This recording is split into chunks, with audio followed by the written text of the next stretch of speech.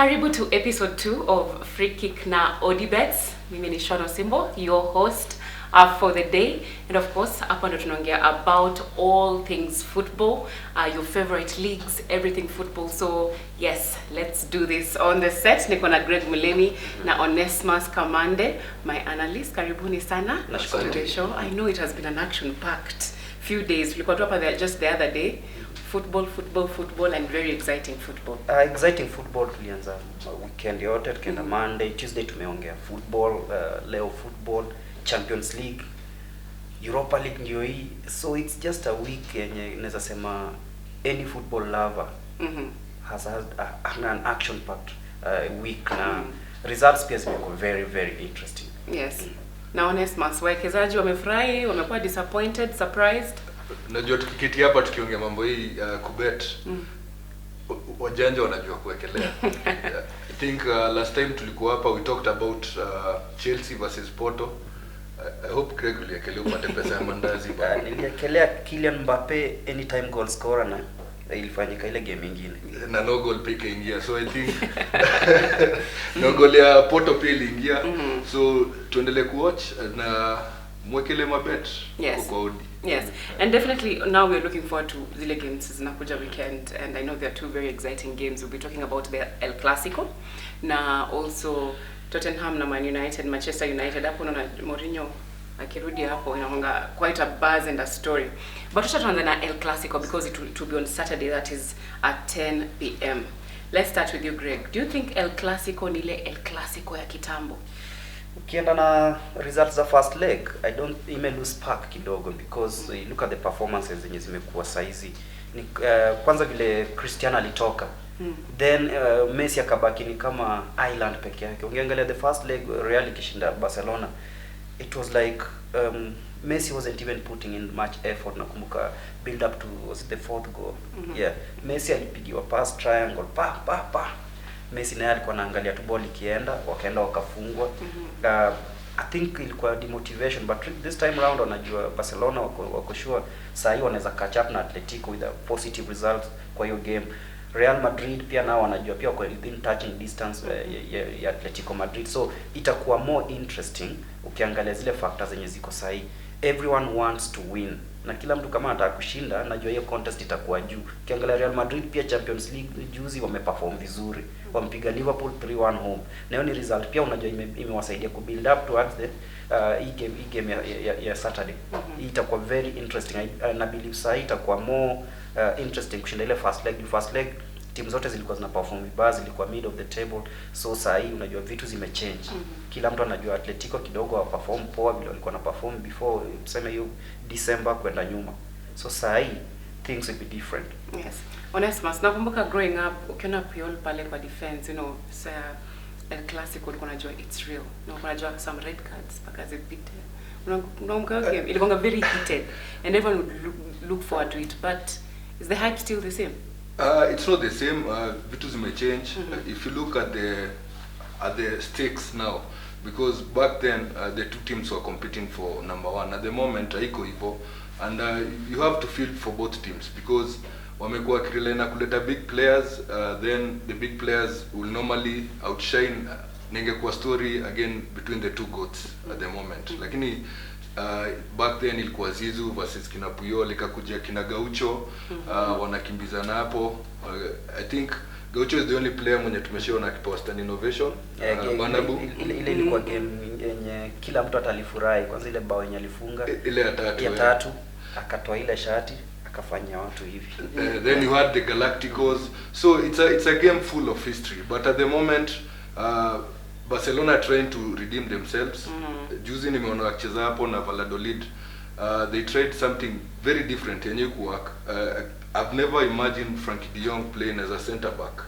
Alicheza center back when you have Umtiti, but it's Coman. Coman is known for rebuilding teams. Rebuild Netherlands, Everton aliacha mwaka different level. So ni manager anajaribu kuimprove team. If you look at venye kina Pedro anacheza na ametoka kwa academy, it gives you some real hope. And then there will be some interesting battles. You want to see Lucas Vazquez versus Osman Dembele. Juu hapo ni moja ni mabidi, mwingine ni pace. So itakuwa a very interesting battle. Ipa nyingine unataka kuona Vinicius akutana na Jordi Alba, what will happen? You know. So there are these mini battles that will be going on in this match. Itakuwa interesting. El Clasico is still El Clasico, minus the fans plus the fans. Unajua hata this season kuna watu walifungwa juzi. Nilisikia Greg kuna mali alifaa kutuma pesa na kutuma ndio maana Liverpool inafungwa Champions League. Kuna venye Klopp aliongea after hiyo game akiongea about how playing in the Alfredo Di Stefano Stadium is not the same as playing in a big stadium. But sasa stadium pia bila mafans, unajua hiyo ni kaa hizi games hapa Kenya when unaendanga coach akiongea all you hear is the echo. Yes. Na wacha tuongelee J title race. Oh my goodness, it's so tight because watu wengi wameshazoea Premier League ndio kuwa na the tightest race. But this time round Premier League umeona the difference between Manchester City and Manchester United. But now we're talking about it in the La Liga, and I think it's very exciting because inamaanisha a whole new change is also coming in the La Liga. So zile siku Barcelona wako mbali and then these other teams are trying to catch up. So we're talking about 66, 65, 63. That is Atletico, Barcelona, Real Madrid, very very tight. Na wanasema this match, do you think this match is the deciding factor, this El Clasico? Siwezi sema ni deciding factors, game bado ziko kadhaa, around 8. Ni hizi ni games more, but then kuna pia ile kitu inaitwa bragging rights. Barcelona sidhani watataka tena kuallow wapigwe tena mara nyingine kwa sababu wanajua saa hiyo kila mtu atakuwa akisema the powers now shifted from Catalonia to Madrid. Na Madrid nao watajua saa hii ni chance yetu, tunataka kutoka hapa 63. Tunajua saa hii tunaweza enda top of the table kwa sababu ukiangalia Atletico saa hii wanapata results nzuri, kesho wana flip kidogo, imekuwa kama siso. Kwa sababu ukiangalia saa hii wako na ile command yenye walikuwa nayo previously. Na hiyo ndio kitu moja yenye hizi timu mbili zinafazi zicapitalize on. So Real Madrid watajua saa hii wako na chance. Though ukiangalia vile Onesmus amesema, saa hii itakuwa battle between the wing backs and the attackers. Ukiangalia mtu kama Lucas Vazquez juzi vile amecheza kama yeye amezoea ile position yenye alikuwa amewekwa hiyo siku. Ukiangalia saa hii Jordi Alba kidogo akikutana na mseka Vinicius akona sema amefeel I scored 2 goals against Liverpool. I have that confidence heading forward. Hiyo ni kitu pia inaweza msaidia, lakini ukiangalia Jordi Alba pia sai pia miguu kidogo zile grease imeanza kupungua. So ni kitu ni itakuwa very interesting kwa kuangalia hizi battles zote, lakini kitu mimi naweza ona hapa kuna mabao. Watu wekele mabao. Unajua tulikuwa nakuja na Greg leo asubuhi kwa train, then we were discussing these things. Nikamwambia kuna 3 types of managers wenye wamekuwa kichange ball Kuna tiki-taka ilikuja ikadominate, that's Pep Guardiola. Then defenses will win you titles. Yes. Jose Mourinho. Yes. But there's another one. This one has been the biggest. Tomorrow is a final.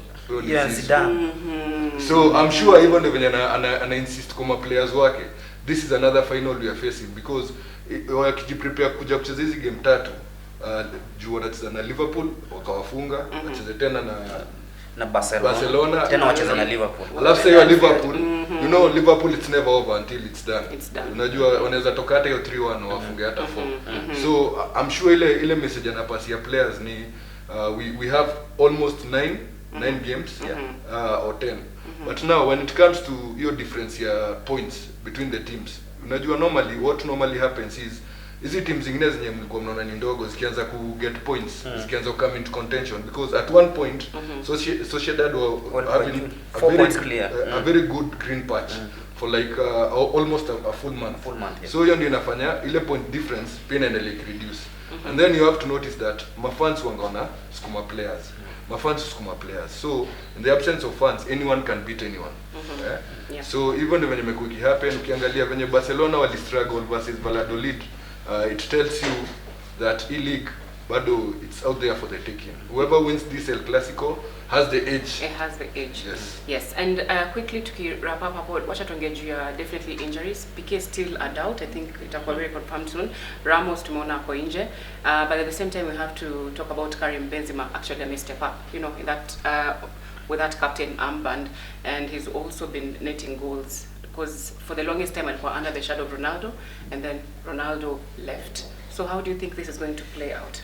I think Benzema pia ni big game player. Ukimwangalia vile amekuwa akiperform over the years El Clasico, kwanza ile time alitoka Lyon akaingia pale Real Madrid. Amekuwa kwa shadow ya watu wengi, amekuwa kwa shadow ya kina Raul, amekuwa kwa shadow ya kina Higuain.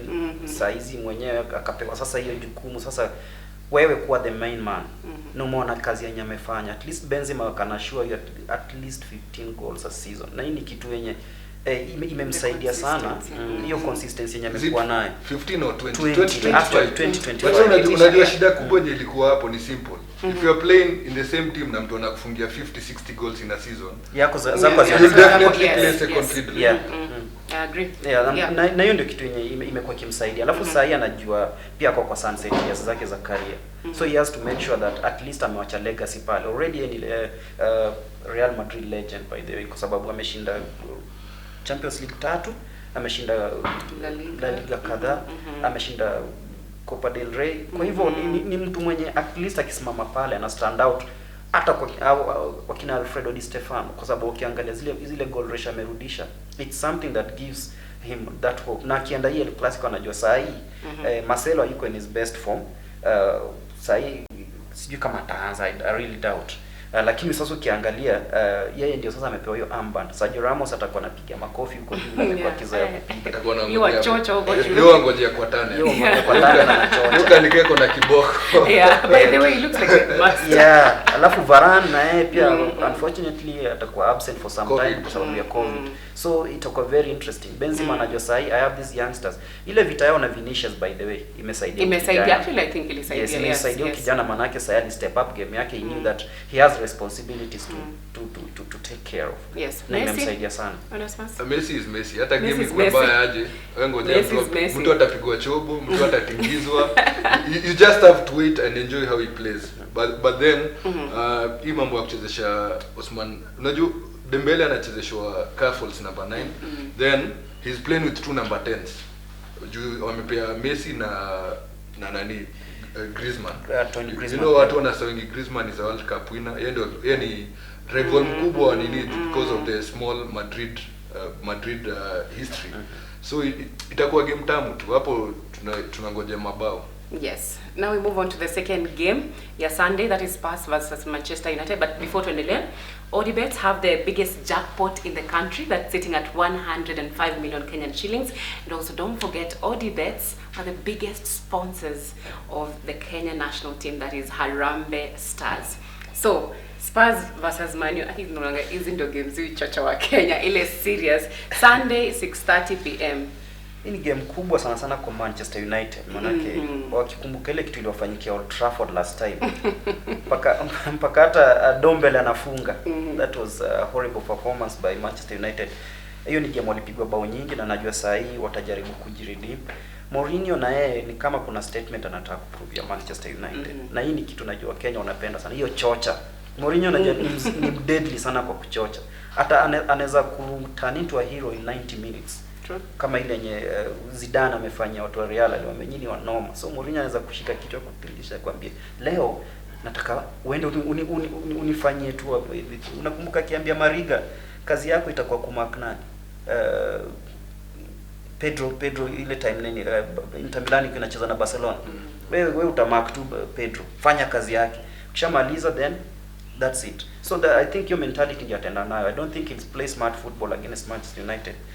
Na Man U nao pia na itabidi wame step up because ukiangalia performance yao ya Brighton juzi, it wasn't something you can put on the table sema ati this is a performance worth guys who want to challenge maybe for the titles in the future, kwa sababu unapata this scrap through very many results. Na Mourinho anajua maybe center stage ya center ball ya Manchester United ni huyu kijana wa Portugal, Bruno Fernandes.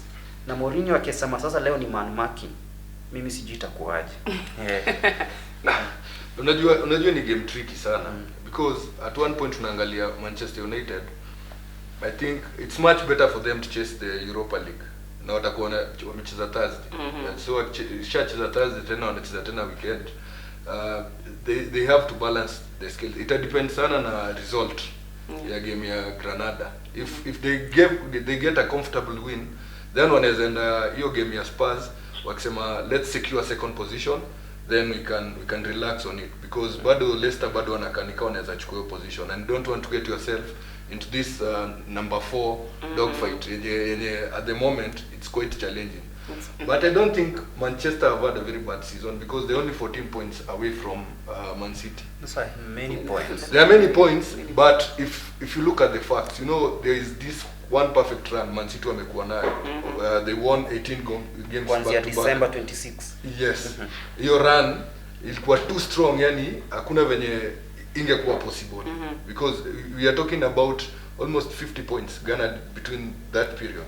So inakuambia team yenye inashinda ni hiyo consistency. But Man City, Man United, with all factors being put into place, nadhani wamekuwa na season poa, na they should just strive kuimaliza venye iko.